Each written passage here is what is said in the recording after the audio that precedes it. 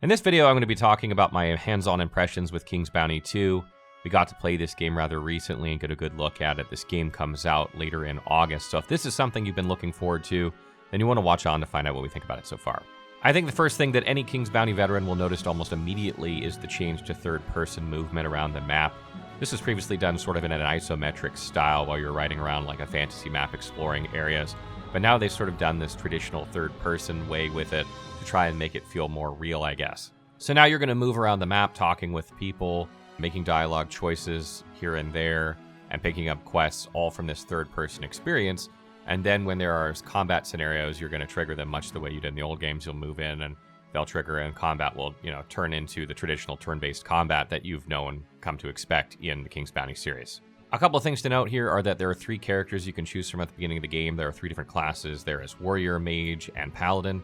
So if you want to pick, different starting classes that have different talent trees that you're going to gain throughout the game, you can do that. So there's going to be a little bit of variety there depending on what class you choose. Note that the main characters still do not fight in combat. They stand off the edge of the screen. Even though you can gear them up and find loot for them throughout the game, they don't actually fight during the combats, even though they can cast like spells and use abilities and things like that.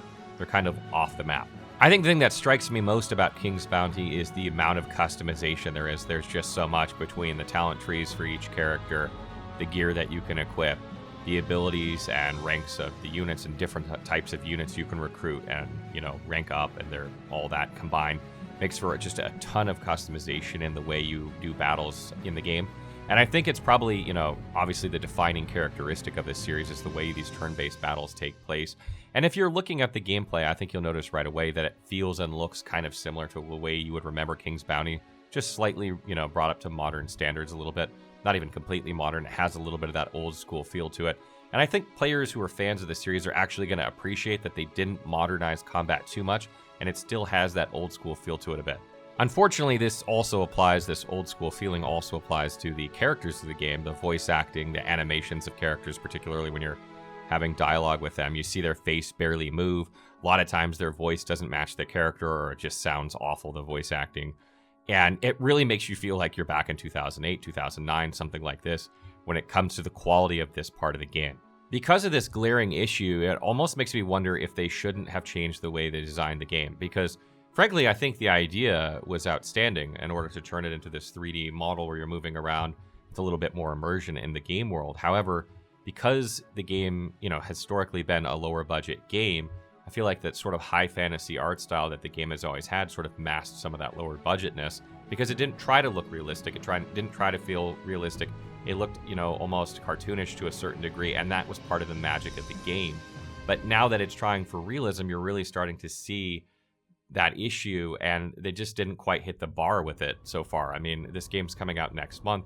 Playing a demo of the game, this is what it looks like. I don't think you're going to expect much better graphics or voice acting or animations. I don't think they're going to change much between now and then, if at all. I think what you see is what you're going to get at this point. So if they had done this better, I think it would have been fantastic. But because they did it the way they did, I don't know that it's going to be very good for people. That said, there is the definite magic of the franchise underneath all these issues. And the longer you play, you start to realize that there's so much more to this game than what you're first looking at. There's a depth there that's going to take you hours and hours and hours to really dig into and understand and figure it all out. And the game is not easy. It's not easy at all. For those who like challenging games, you're going to like this game. It's not one of those games that holds your hand, tells you what to do. It is a very challenging game, and you're going to make mistakes and have to restart and figure it out. And I like that about the game. I like a game that really challenges you to bring your strategy, bring your tactics, and have good setups with your army and make a good character. So if you like challenging games and you like the King's Bounty series, I think for the most part you will probably enjoy this game. My biggest issue currently with the game is that it's listed for $49.99 on PC via Steam and $59.99 on console. And I just don't know if it's going to be worth that. I mean, I've only played, a handful of hours, so it's probably way early for me to say. But I don't think you're getting the quality of quite a $60 game. Maybe $50, maybe, from what I can see so far, depending on the size of the game and the scope. But I don't think this is going to be a $60 game. This is probably going to be one of those games that you pick up for 20 or 30 bucks on Steam, 6 months down the road during a Steam sale. But I do think fans of the series are really going to enjoy it. And, for those people, they'll probably get it day one. So what do you guys think? Did I get it wrong? Is King's Bounty 2 going to be fantastic? Did the graphics not bother you? Do you like the change? Do you think the combat's going to be as good as the originals? Or do you think maybe they went in the wrong direction? Let me know in the comments below.